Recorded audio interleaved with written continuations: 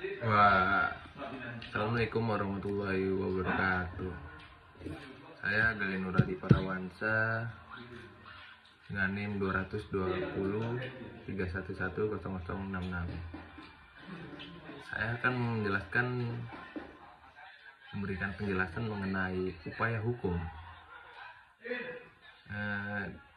Dari definisinya dulu. Upaya hukum adalah upaya atau alat untuk mencegah atau memperbaiki kekeliruan dalam suatu putusan. Upaya hukum terdiri upaya hukum biasa, upaya hukum luar biasa, upaya hukum bahwa pada dasarnya upaya hukum biasa menanggungkan eksekusi kecuali terhadap putusan serta merta. Sedangkan upaya hukum luar biasa tidak menanggungkan eksekusi. Upaya hukum biasa terdiri dari perlawanan atau verjet, banding, dan kasasi. Upaya hukum luar biasa atau istimewa terdiri dari peninjauan kembali atau PK atau request civil dan perlawanan pihak ketiga atau derden verjet. Verjet disebut juga perlawanan hukum.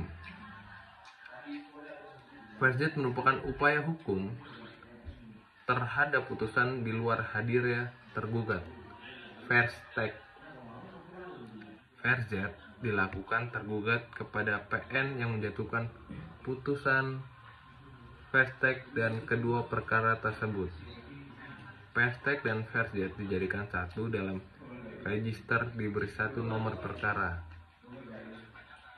Perkara verjet terhadap putusan verstek tidak boleh diperiksa dan diputus sebagai perkara baru. Verjet tidak diperkenankan apabila upaya hukum perlawanan dilakukan oleh pihak ketiga. Tenggang waktu mengajukan perlawanan adalah 14 hari sejak putusan verstek diberitahukan kepada tergugat. Kedudukan perlawanan tetap sebagai tergugat, sedangkan pihak terlawan tetap sebagai penggugat. Banding dilakukan apabila salah satu pihak tidak puas terhadap putusan pengadilan tingkat pertama diatur dalam Undang-Undang Nomor 20 Tahun 1947 tentang Peradilan Ulangan dan Undang-Undang Nomor 48 Tahun 2009 tentang Kekuasaan Kehakiman. Banding. Semua putusan akhir pengadilan tingkat pertama dapat dimintakan pemeriksaan ulang di tingkat banding oleh para pihak bersangkutan, kecuali undang-undang menentukan lain. Pada pasal 23 Undang-Undang Nomor 48 Tahun 2009 dan pasal 9 Undang-Undang Nomor 20 Tahun 1947. Banding. Jangka waktu mengajukan permohonan banding adalah 14 hari sejak para pihak mengetahui putusan pengadilan negeri. Pasal 11 ayat 1 Undang-Undang Nomor 20 Tahun 1947.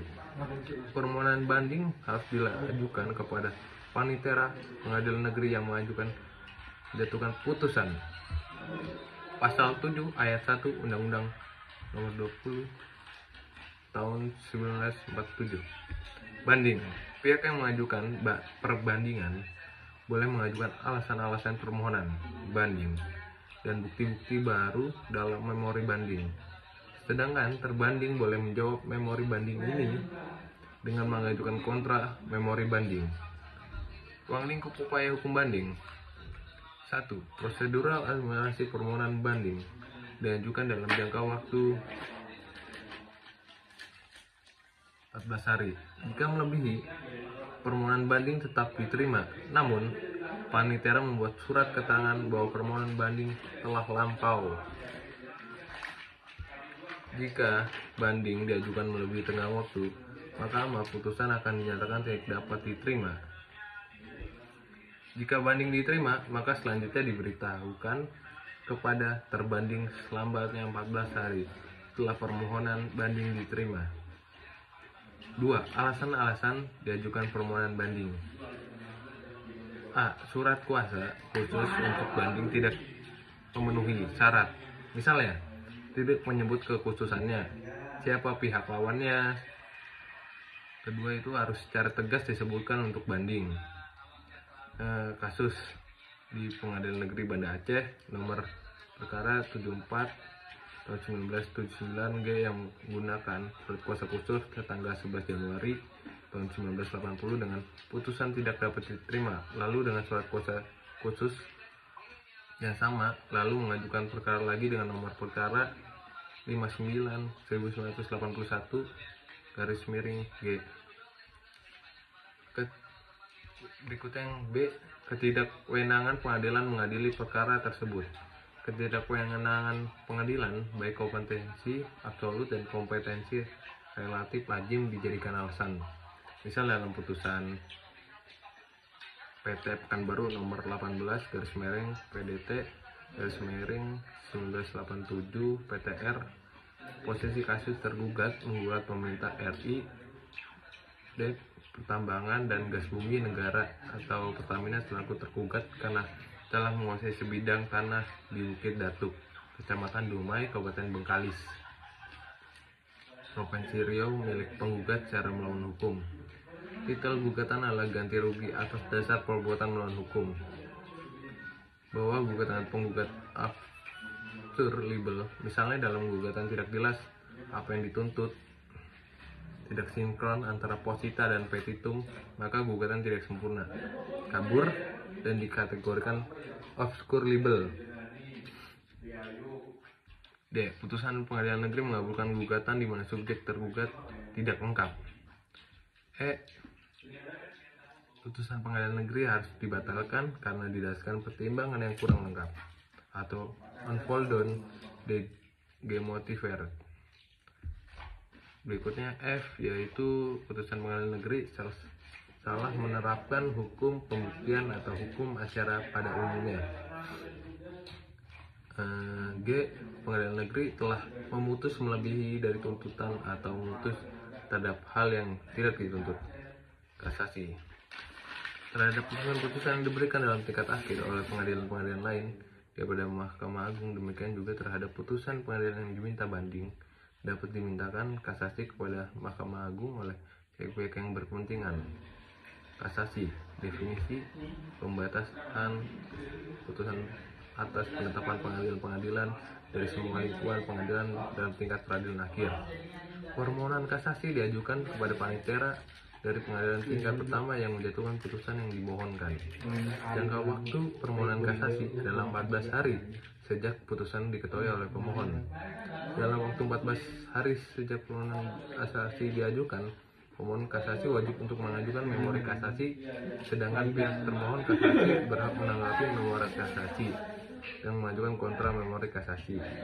Alasan yang dipergunakan dalam permohonan kasasi yang ditentukan dalam pasal 30 Undang-Undang Nomor 14 tahun 1985 junto Undang-Undang Nomor 48 tahun 2009 adalah tidak berwenang atau melampaui batas wewenang, salah menerapkan atau melanggar hukum yang berlaku, lalai memenuhi syarat-syarat yang diwajibkan oleh peraturan pemilu yang mengancam.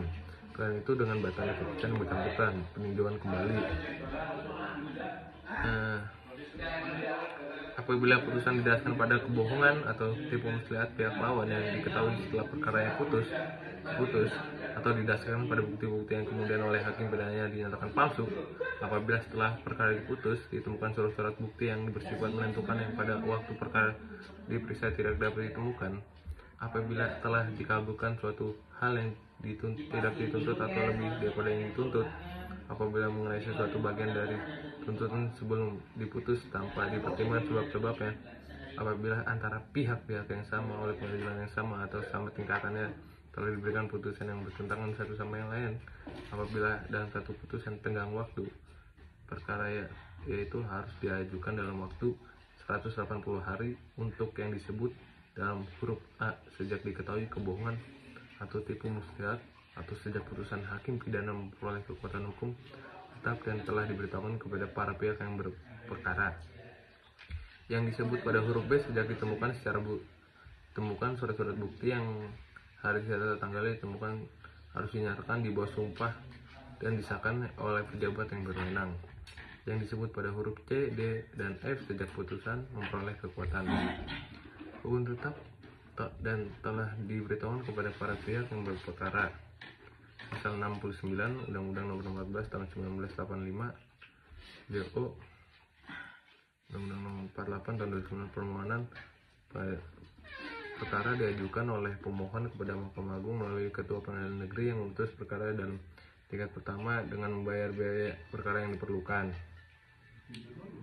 Mahkamah Agung memutus permohonan pengadilan perkara pada tingkat pertama dan terakhir. Pasal 70 Undang-Undang Nomor 14 Guardian Verjet disebut juga pelayanan pihak ketiga terjadi apabila dalam suatu putusan pengadilan merugikan kepentingan dari pihak ketiga, maka pihak ketiga tersebut dapat mengajukan perlawanan terhadap putusan tersebut.